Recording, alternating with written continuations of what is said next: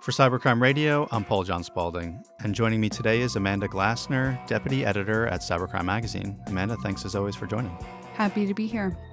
We also have a very special guest today, Sam White, one of our video editors. Sam, thank you so much for joining.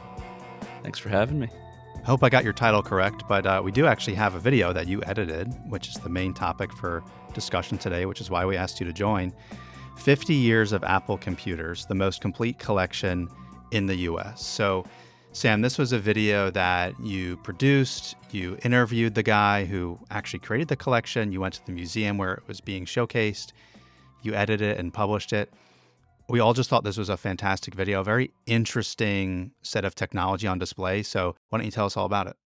Yeah, I mean, it was so cool just seeing that. I mean, I never owned a Mac until very recently, just for editing purposes, but it was really cool just seeing all the retro tech on display. And you really don't think about it, like how much technology has progressed, but just seeing 50 years of Mac technology, because it wasn't just computers either. It was like all these random little devices. Like they had like a car reader thing, and there was like Apple like technicians that would come to your house, kind of like the milkman. Like they would come and deliver some milk to your fridge. Like they would come with this little device and like test your Apple devices. I don't know. It was just so cool. Now, was it kind of odd that it just seemed unusual to me anyways, that it was displayed at the Long Island Museum, which I just thought was kind of random. But I mean, I enjoyed that it was a local exhibit, but how did you find that experience going there and actually, if you hadn't been there before, seeing the museum for the first time? It was really cool because it was actually on my home commute.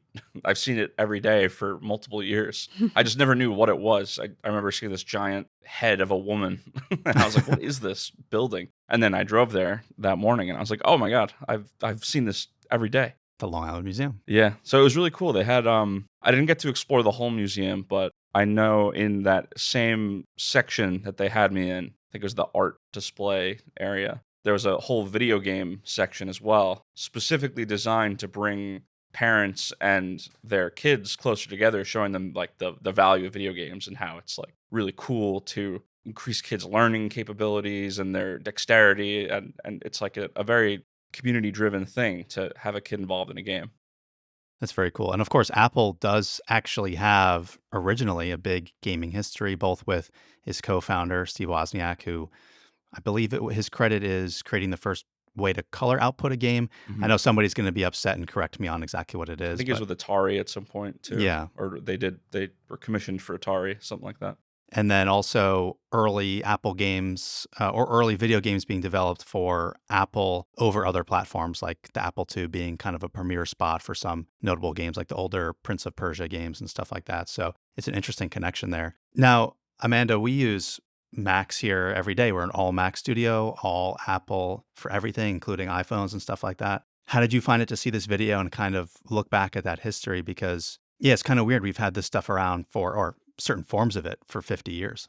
Yeah, I thought it was really cool to learn about too. I worked on the script for the video, and I think in working on the script, I just took a little bit of a closer look at all of the technological and design innovations that Apple has kind of brought to bring personal computing devices into the homes. I think something that stood out to me while I was working on it was how Kevin Linnane, the collection's owner, he was talking about kind of how computers like have brought people together in their home. And I think that's a really cool perspective, because I think there's been a lot of discourse over the years about how the internet and computers are like tearing families apart, and they can be viewed as something, like there's like the iPad baby stigmatization. But I think looking at it from this way as something that has really brought people together, and people are hanging out in their living room together looking at a computer during the early days of the internet. And I just thought it was really cool to think about from that side. And obviously I'm super young.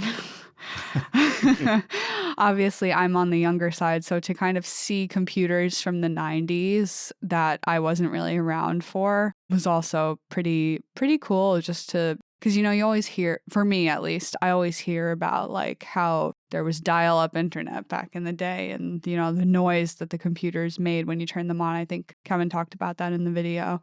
So obviously I wasn't there for that, but it's cool to hear about. Now, Sam, is this exhibit still running? I'm pretty sure it ended on the end of May 2026, so unfortunately not, but I'm sure he will redisplay it at some point. I hope he does. And at least as a little time capsule, we do have a video here, 50 years of Apple computers. If anybody wants to Google it, our video will come right up. Before we go, Sam, do you have any final thoughts? It was really interesting. The video is only 2.5 minutes, but we actually have like 25 minutes of content that I cut down. And he had a lot of really cool stuff that I didn't include in the video, but I would just maybe we should make that into like a full podcast or something. That'd be great. He had a lot of really cool stuff that just didn't fit in this type of video. But I remember asking him a few things about like what were the most like unique things in his collection, and he was telling me some really cool stuff. I can't remember it now, of course, because it was a while ago. But we're putting you on the spot too. Yeah, so no worries. But he had a lot of cool stuff to say. I would say if you have some time, that would be great to get out as a podcast episode, because I think at least for myself too, even though I wasn't around for a lot of these that were on display here, it's just cool to learn about old computer history just in general. So Amanda, same to you. Before we go, any final thoughts? Yeah, I would just share that we have a blog post on our website. If you search up 50 years of Apple Computer on our website, the written piece that goes alongside this video has a little bit of more information. Some quotes from Kevin that we didn't include in the video are in the blog post, just talking about how early computers were hobbyist devices, and then down the line with the Apple II, we get the first true production device, and just how computers evolved from there. So if you're seeking more information, you could find it on our website. Well, 50 years of Apple computers, quite a cool topic. Sam, Amanda, thank you both for joining. Thank you. Thanks for having me. To follow all of our media, go to cybercrimemagazine.com.